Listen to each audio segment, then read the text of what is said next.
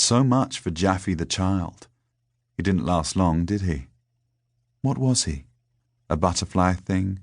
A great wave came and took him away. A tiger ate him. Only his head remains lying on the stones. Let it speak.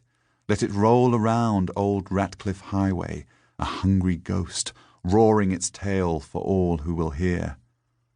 I know why the sailors sing so beautifully on their boats out in the river. Why my raw senses wept when I listened in my Bermondsey cot. I found out when I was 15. Tim was a bigwig now. When Bolter got married and moved away, Jamrach had said he was too clever for the yard and too dreamy to work with animals. So me and Cobb and a new boy now did all the dirty stuff, and Tim was an office boy and got more money. He wore a collar to work. His mother starched it for him every night. By this time we were close. He could still be a swine, but he was just one of those the world forgives. Some are.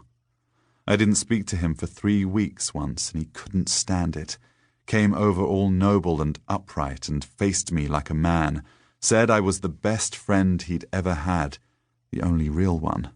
Life's short. What can you do? The day we heard about the dragon, he was in the yard with us, bouncing from foot to foot in the cold. Mr. Fledge's man and Dan Reimer had been in the office all morning, hard in talks about something momentous. They'd sent him out so they could be private. "Something's afoot," he kept saying importantly, affecting to know more than he did.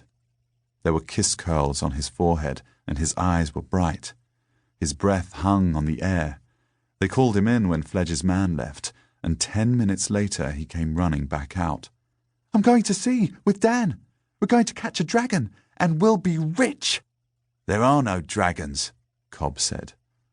But Tim babbled on about how Dan knew a man who knew a man who saw one walking out of a forest on an island east of the Java Sea.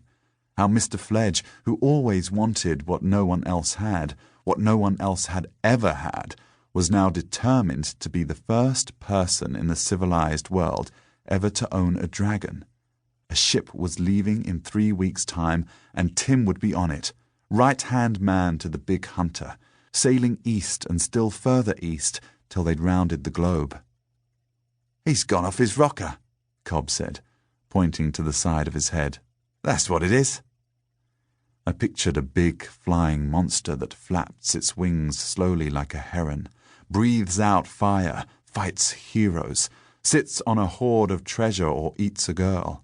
Very big nostrils, round, the sort you could crawl up like a Bermondsey sewer.